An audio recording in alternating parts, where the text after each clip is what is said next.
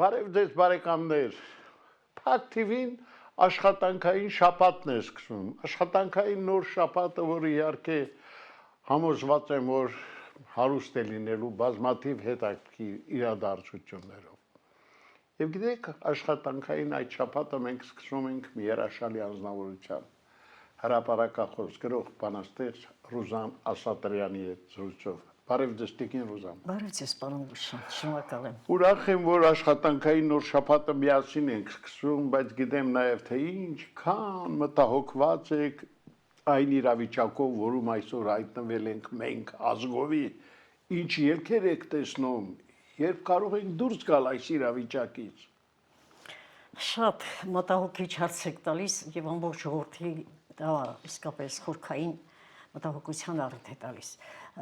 Մեր իրականության մեջ ես եւ դուք երբևէ ականատես եղել ենք Հայաստանի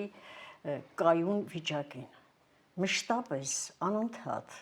մանավանդ այս 44-օրյա պատերազմից հետո գրեթե ամեն օր առիթ է ստեղծվում, որպեսզի Հայաստանում խաղաղություն, միասնականություն, ժողովրդական վերելք, սոցիալական ապահովություն եւ այլ խնդիրներ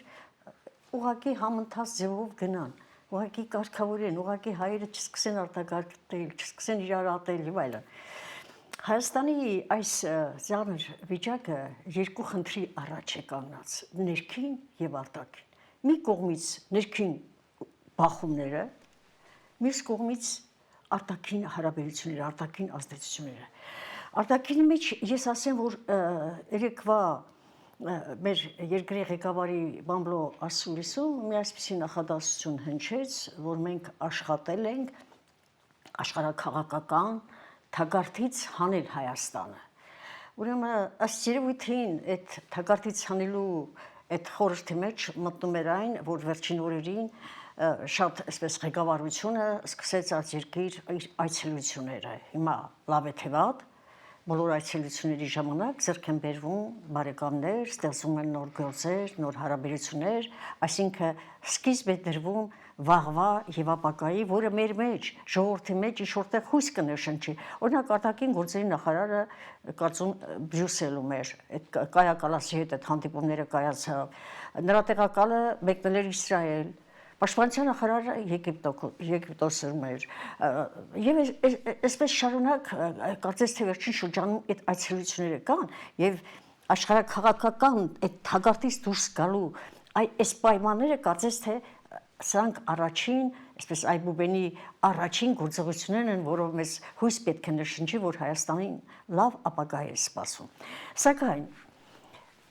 ներքին իրավիճակը բավականին բարդ է։ Բացի այն, որ աշխարհը այսօր կենտրոնացած է այդ թրիփ ծրագրի վրա, իմիջիայլոց Բրյուսելի հանդիպման ժամանակ այնտեղ խոստացան, որ 500 միլիոն եվրո են փոխանցելու Հայաստանի էներգոռեսուրսների կարգավորման համար։ Սակայն այնտեղ ասել էին միաժամանակ առաջ էին քաշել, որ իրենք են ուզում մասնակցել այդ թրիփի շինարարությանը, այսինքն մասնաբաժին են ուզում եկել։ Ամբողջ աշխարհը կարծես թե կենտրոնացել է այդ ճանապարհի վրա, ամբողջ աշխարհը։ Սա դարձել է աշխարհի վերամիավորման, աշխարհի հարաբերություններ ստեղծելու ճանապարհ, կեսարար երակ է դառնալու Հայաստանի համար։ Սա ապագան է։ Ես ասում եմ, որպեսզի մեր ժողովուրդը մի քիչ ոգևորվի, հասկանա, որ ինքը իր երկիրը զարգանալու ճանապարհ ունի, տեղ ունի գնալու, որ ամեն ինչ չի որ կորած է։ Այս ահը, վախը, սարսափ վերջապես արտագաղթը, այս բոլոր երևույթները, սրանք ժամանակավոր բաներ են, հարկավոր է ազգովի պայքարել։ Եթե բոլորս հիասթափվենք եւ ծնկներս ծալացնենք, սպասենք թե երկնքից ինչ այշներու մեր համար չի լինելու։ Ամեն ինչի տերը մենք ենք։ Հայաստանի ներքին վիճակը բավականին անհանգստացնում է ինձ։ Սկսում են ընտրությունները եւ այդ ընտրությունների հետ պատկերացնում եք արդեն ինչ է կատարվում։ Շարժումները դառնում են կուսակցություններ, կուսակցությունները սկսում են միավորվել, անհատներն ու փողատերերը սկսում են ավելի մեծ դաշտ ստեղծել իրենց համար, իշխանությունը արդեն պատրաստվում է մտածելով, որ ինքն է լինելու եւ այսպիսի պայմաններում մենք կարող ենք միակամություն պահանջել եւ զարգացում պահանջել Հայաստանի համար։ Իհարկե չէ։ Կարծում եմ, որ մեր ժողովուրդը կամքի ուժ պետք է հավաքի, իր կամքը դրսևորի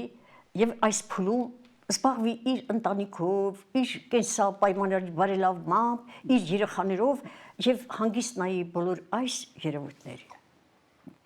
Եվ լավ է լինելու։ Հույս ունեմ, որ լավ է Ես լինելու։ ուրախ եմ, իհարկե, որտեղ դուք երբեք հիասթափության պահեր մեզ չեք պարգևում, ընդհակառակ անգամ ամենադժվարին իրավիճակում միշտ լավատես եք մնում եւ դա չի կարող չուրախացնել։ Բայց մի հարց կա, որ ես կուզենամ, որ դուք այդ հարցին էլ անկեղծ պատասխանեք։ Դեռ որքան է շարունակվելու կաթողիկոս վարչապետ այս հակամարտությունը։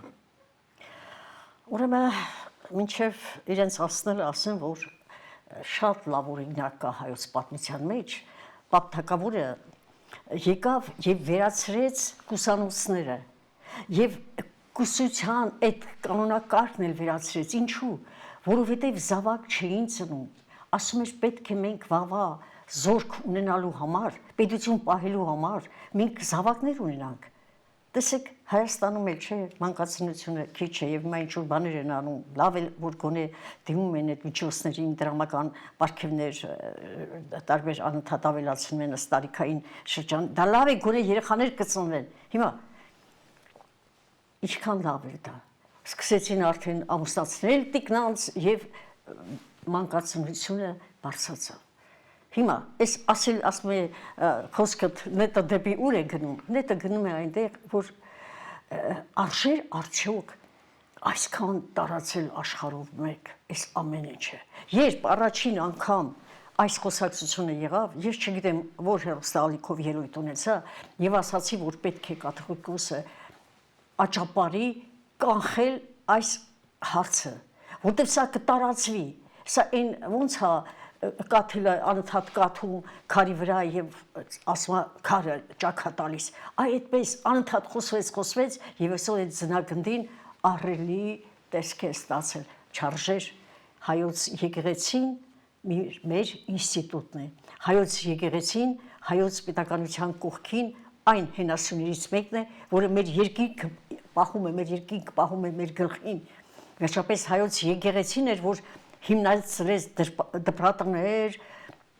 այդ ամբողջ մատյանները, գիր, գրականություն, մշակույթ, այս բոլոր բաները հայոց պատմությունը ի շնորհիվ հայոց եկեղեցու մեզ հասավ։ Այս ինստիտուտը չպետք է վարկաբեկվեր։ Հիմա կասեն, մենք եկեղեցին չենք վարկաբեկում, մենք խախտել է կանոնակարգը, մենք վարկաբեկում ենք նրան, ով դրա պատճառն է։ Եվ պատճառը պետք է անպայման նախորդ նախագահների հետ հանդիպում էր ինքը, թող մի անգամ էլ զանգեր, հանդիպեր։ Ասեր, որ այսպիսի հարց է, խոսեր, մտերմորեն խոսեր, մեր ժողովրդի մեջ ինչն է պակասում իրար հանդեպ վերաբերմունքի, որ ամեն մեկը ասում է իմ ես եմ որ կամ, ես իրենից առավել եմ, երբ որ հարցը խնդիրը գալիս է հայոց պետականության, խնդիրը գալիս է հայ ժողովրդի իմիջի, նրա չնսեմացման, հայ քրիստոնեության, այս ահավոր վիճակը աշխարհով մեկ քննարկելու առաջինը քրիստոնեություն ստացած ազգի եկեղեցին վարկաբեկվում է այսօր։ Գիտեք, միայն եկեղեցին չէ, եկեղեցին այդ 4 պատը, քարի պատերը չեն։ Եկեղեցին այն անձինք են, ովքեր աշխատում են այդ եկեղեցու մեջ եւ ներկայացնում են որպես Աստծո առաքյալներ երկրի վրա եւ ժողովուրդը գնում է այնտեղ թոթափելու իր մեղքերը կամ հավատալու ինչ-որ բանին, իր երազներին, որ կկատարվի եւ այլ, այսինքն մեր ժողովուրդը հավատավոր ժողովուրդ է եղել միշտ, այդպես չէ։ Դրա համար մեր եկեղեցականներն էլ պետք է անպայման որոշակի զսպվածություն ունենային, չհասցնեին այս մակարդակին։ Եթե հասել է այս մակարդակին եւ պետք է հարցը լուծվեր, սխալ էր իրար չհանդիպելը, չհասկանալը։ Իմ ասելիքս է, սրանից վիրավորվում են։ Անցյալ անգամ էլ հարց տվեցին, թե ասեցի, գիտեք ինչ, կամ պետք է հրաժարական տար, կամ պետք է գնար, լրջագույն խոսեր երկրի վարչապետի հետ, ասեր այսպես է, խնդրում եմ մի տարածիր։ Սա այս թագը ձեզ, այս գահը ձեզ, ես գնում եմ, որպեսզի այսքան չտարածվեր եւ իր պատիվը կբարձրանար շատ, որտեղ հայոց պատմության մեջ եղել են անցյալ օրը մի գիրք է ընթերցում, այնտեղ ասում է եղել են մեր պատմության մեջ կաթողիկոսներ, որոնք եւ կարգալույծ են եղել եւ կանգնել են դժվար հարցերի առաջ հրաժարական են տվել։ Եկեք չմոռանանք, որ ինչ արեցին Գևորգ Չորեքյանի գլխին, նրան սպանեցին, խեղդեցին, հասկանալի է, այսինքն մեր իրենց արժև դժվար պատասխանատվություն է։ Ողջ ազգի հոգևոր աշխարհը իրենց վրա է, աշխարհի հայացքը իրենց վրա է, Վատիկանից բռնացրած, մինչև անգլոսաքսեր, մինչև Թուրքիա, մինչև Աստված գիտի Ադրբեջան եւ մյուսները Փաշազադեի խոսքերը հիշում եք, որ հայտարարել էր վերջերս, որ երկու եկեղեցիները, եկեղեցապետերը Հայաստանի եւ Կիլիկիայի ուզում են Հայաստանի պետությունը երբ որ վերանա, իրենք իշխեն Հայաստանում եւ վայելեն մեր տարածքները, մեր երկրի տարածքները։ Մեր երկրի տարածքը Երևանն է։ Ահա թե ինչպիսին են մեր հարևանները եւ ինչպիսին է մեր ներքին, մեր ղեկավարների վարչապետ կատեգորիոս հարաբերությունը։ Պետք է վերջացնել, այս կրակի վրա պետք է ջուր լցնել, այսպես չի կարելի։ Մենք մեր անունը վարկաբեկել չպետք է ուզենանք։ Հաջողորդը, պատվավոր ժողովուրդը խոնարհ է իր հավատքին, մեր մեջ նստած է Աստված եւ հայրենիք եւ պետք է բարոյապես կարողանանք մեզ այդ աստիճանին պահել։ Համամիտ եմ, Տիկին Ռուզաննա, բայց մի հարց եմ ուզում ձեզ տալ եւ իհարկե ակնկալում եմ ձեր պատասխանը նույնքան այսպես ազնվորեն։ Ձեր կարծիքով Ալիևը այն անձնավորությունն է, խոսքս Ադրբեջանի նախագահի մասին է, որ կարող է ստորագրել խաղաղության պայմանագիր։ Խաղաղության պայմանագիր ես երբեք չեմ միշտ ասել եմ, արդեն 3 տարի է ես ասում եմ, ինչ այս կուսակցությունը գնում է, որ նա այդ պայմանագիրը ստորագրող չի։ Պարզապես Թրամփի մոտ նա ցուցադրաբար նախորոք այսպես տվեց իր համաձայնությունը ինչի համար, որտեղ նա խնդիրներ ուներ Թրամփի մոտ։ Նա շատ դժվարությամբ էր հասել դրան։ Նա տվեց բազմաթիվ բաներ Իսրայելին տարածքներ, այնտեղ նա ամեն ինչ ունի, Ալիևը նաև արդյունաբերություն ունի ռազմական եւ այլն, օգնեց Նեթանյահուին։ Նեթանյահուն էլ Թրամփի մոտ միջամտեց, այս գործողությունները իրականացվեցին, Թրամփը նույնիսկ մեր վարչապետի անունը չգիտեր, Հայաստանն էլ Ալբանիայի հետ շփոթեց։ Ուզում եմ ասեմ, որ այս բոլոր նախաձեռնությունը պատահաբար չի եղել կուլիսներում, սա եղել է այդ ճանապարհով Ալիևը իր ամբողջ պատերազմի հանցագործ ունելու այս բոլոր հանգամանքները Արցախի էսկալացիան, այս բոլոր բաները թաքցնելու համար նա ձգտեց վեր բարձրանալ։ Ալիևը այդ պայմանագիրը ստորագրող չի, պայմանագիր ստորագրողը կգնա խաղաղության, հաշտության, նա գերիներին, որ այսպես պահել է, ամուր պահել է եւ նրանց տալիս է ցմահ բանդարկություն եւ այլ բաներ, սրանով նա ընդհանրապես Հայաստանի ողնաշարը մշտապես ուզում է, որ նա կռացած տեսնի եւ այդպես էլ հայտարարել է, որ ես չեմ թողնի, որ հայերը իրենք կայունանան, որ իրենք իրենց մեջ ուժ գտնեն, մեր յուրաքանչյուր քայլ, ինչքան զենք առանք, բերեցինք, ինչ արեցինք, այդ բոլորը իր այստեղի ագենտների, իր գործակալների միջոցով ինքը տեղյակ եւ ամեն կերպ աշխատում է խանգարել, որ մենք չունենանք։ Բացի դա, տեսեք, վերջերս Բաքու այցելեցին մեր քաղաքական այսպես գործունեությամբ զբաղվող մի հասարակության ներկայացուցիչները, հասարակության ներկայացուցիչները այցելեցին, սա քայլ էր, երկու այս պայմանագիրը կանխավ այսպես ստորագրելու ցույց տալուց, որ այդ պայմանագիրը իրականություն կդառնա, որպեսզի երկու հարևան պետությունների մեջ կապ ստեղծվի, կոտրվի այդ սառույցը, բայց դրանից հետո, երբ որ նրանցից մեկը շատ ջերմ էր մտածել մեր ներկայացուցիչներին, արժանացել էր նկատողության։ Ուրեմն տեսեք, ամենաչնչին բանը էլի Ալիևը շարունակում է ատելություն տրամադրել հայերիս նկատմամբ։ Նրա հայկական ատելությունը իր կարծիքով Տրամփլին է, որ իր ժողովուրդը իրեն միշտ բարձրացնի, իր իշխանությունը պահի եւ ինքը հաղթող ճանաչվի ամբողջ աշխարհում, որովհետեւ Թրամփը հայտարարեց, որ ինքը ուժեղներն է սիրում։ Այնտեղ տեսակ մի անգամ նույնիսկ արտահայտվեց, որ այս Ալիևը լավ տղա է, այսպես թարգմանեցին, այսինքն իրան։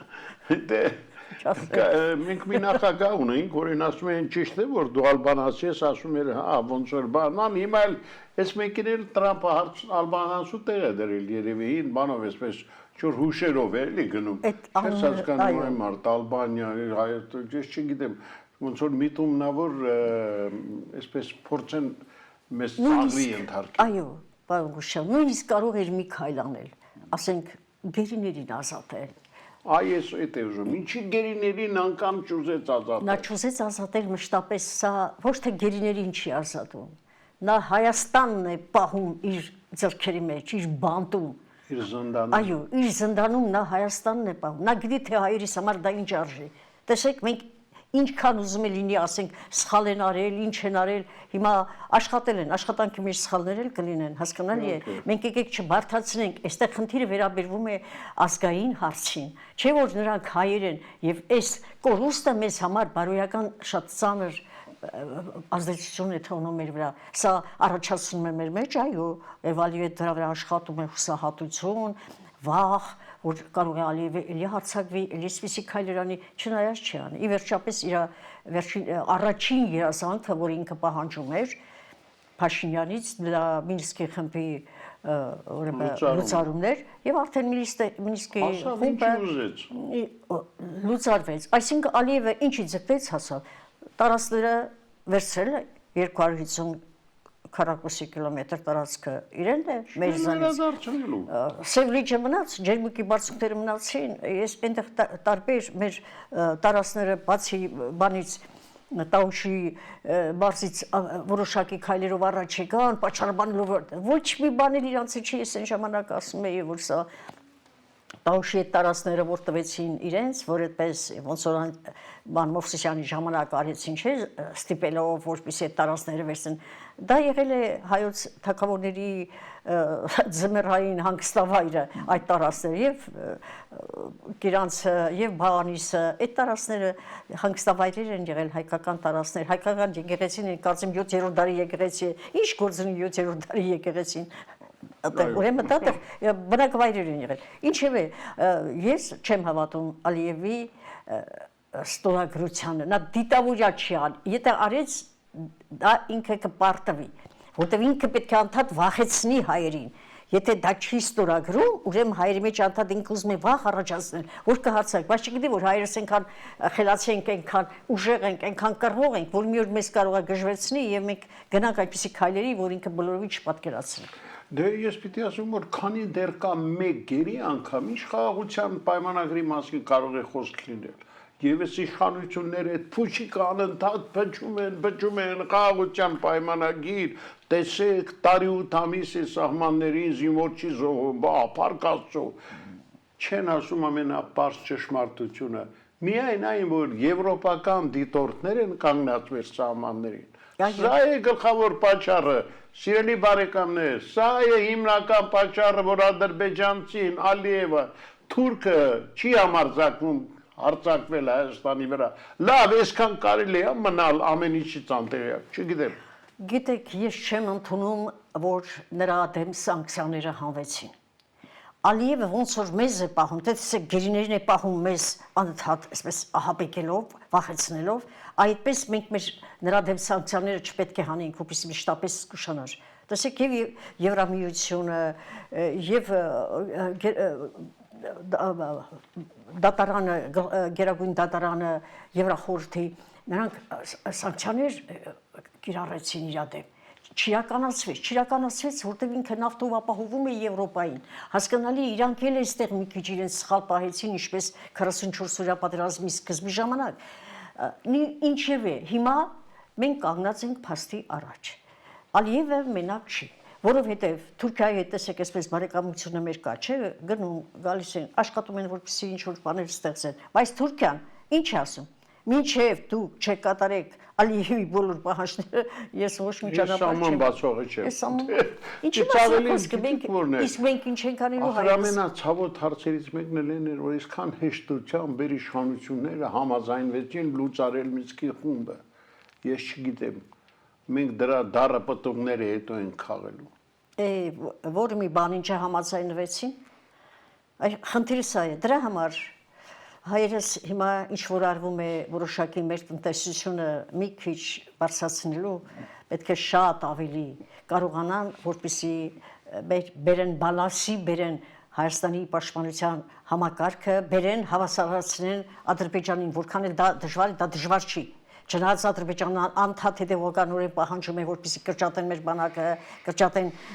զինվածության քանակը, որակը եւ այլն, բայց Հայաստանը չպիտի գնա, վերջապես Հայաստանը ժողովուրդ է պահում, երկիր է պահում, պետություն է պահում։ Դե չեմ խոսում այդ հերթական կեղծիքի հասարակությունների փոխայցելություններ։ Լավ, Տիկին Ռուզաննա, դուք լավ հասկանում եք, ինչ հասարակության մասին է խոսքը, կամ այդ 4-5 հոգին, որ գնացել են այդտեղ, նրանք եկան այստեղ, մանավանդ նրանցից մեկն էլ այդ Լաչինի Միչանսկը փայտի փակողներից մեկն էր, որ մահայերին էր գոռում, եւ սրանք հասարակություն, եւ ես չգիտեմ, այդ մարդիկ, որոնք համաձայն, միշտ հիշում եմ Վիոլետա Գևորգյանի պատմությունը, երբ Սումգայիթի եւ Բաքվի դեպքերը տեղի ունեցան, որոշեցին հասարակության այդ այցելությունները, մեր մշակույթի գործիչները գնացին Բաքու։ Բլեյաններ գնացել, ես հասկացա, ես Միացյալ Նահանգներում Աստված օգին լուսավորի Վիոլետա Գևորգյանի, երբ հանդիպեցի նրան, ասեց Համլետ, իմ կյանքում միայն մի բանի համար եմ զղջացել, որ ես այն ժամանակ համաձայնվեցի գնալ Բաքու, որտեղ երբ գնացի եւ տեսա, թե ովքեր են դրանք իրականում, ինչ կենթանիներ են, ինչ սարսափելի դեմքով, հասկացա, որ մեծ սխալ եմ գործել։ Տիկին Վիոլետա, Աստված օգիտ լուսավորի, ինչ անեց։ Հիմա երկրորդ սերիան է, այս 5 հոգին են, հետարքիր է, սրանց կանգնացել, մի օր ստուդիա հրավիրեմ, դրանցից մեկին ասեմ, լավ, դուք ինչի իման վրա եք, տենց համոզված, որ ամեն ինչ լավ է լինելու, եւ չի կամաչու, չգիտեմ, սիրելի բարեկամներ։ Այստեղ գիտեք ինչ է ստացվում, որ մենք իրենք չեն ուզում, մենք ամեն կերպ այսպես կպնում ենք իրանց, ուզում ենք, որ իրենք չոր բանան։ Սա էլ ինքնասիրության խնդիր է, գիտեք։ Իրան հարգող մարդը չի գնա նման քայլի։ Ազգը պետք է իրեն մի քիչ հպարտ պահի, որպեսզի իրենք վախենան, չնայած իրենք վախենում են, որ այսքան զգուշանում են։ Ես չի ասի, որ այս բոլոր բաները Ալիևը անում է, այս գերիներին չի տալիս, այսպեսի առիթներ է ստեղծում։ Այս բոլորը նրա համար է, որ նա սրտի մեջ ահ ու վախ կա։ Նա էլի մտածում է, որ հայրը ոնց ուզում է լինի, կարող հանկարծ հզորանան ու ետ վերցնեն, որտեղ ժողովուրդը ըմբոստացել է, երբ որ ինքը Պուտինի հետ մի փոքր ընդհարվեցին, չէ, վերջին շրջանում այդ ինքնաթիռի վայր գնելու կապակցությամբ, այնտեղ խոսակցություններ գնացել, չէ, որ ինքը ասել էր, որ ինքը հաղթանակը մենակ է տարել, ինքն է գրավել, իհարկե ռուսները բոլորը միաբերան, տարբեր ալիքներում ես տեսնեի ինչեր էր գրված, կարդացի, զարմացած մնացի, թե սա ոնց է հանդրժում, թե ինչ են արել ռուսները։ Ես միայն մի խորհուրդ կտայեմ մեր ունկնդրին, սիրելի բարեկամներ, կարդացեք Սասունցի Դավիթը, խորացեք, ամեն ինչ այնտեղ ասում է, ով է այդ մուսուլմանը, ինչու՞ չէ այդ թուրքը, ով է հայը, եւ դուք կհասկանաք շատ բաներ։ Ռաֆին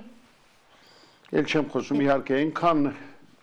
ասում էր այդ եկեղեցիները կառուցելու փոխարեն, եթե զենքեր գնեիք, զենքեր կռեիք, այսօր Հայաստանը հզոր իր հզորությունը Տիգրանովիցի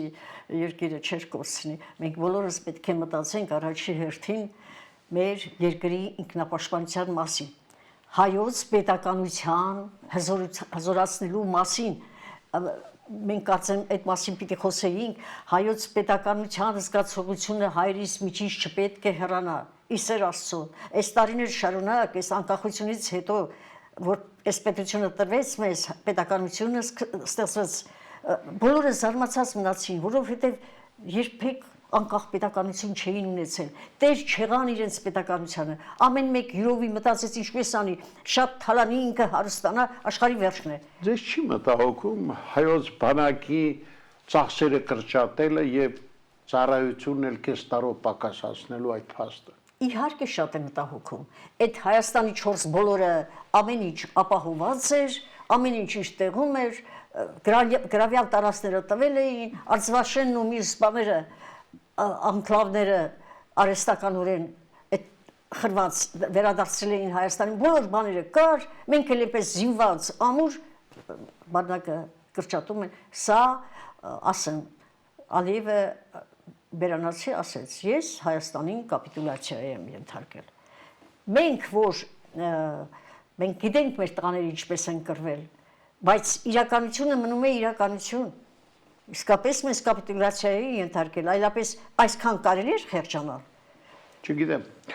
Ես շնորհակալ եմ այսօրվա համար, որ եկաք, Տիկին Ռոզաննա, սիրելի բարեկամներ, մենք հերթական անգամ հյուրընկալել ենք մեր շատ սիրելի հրապարակախոս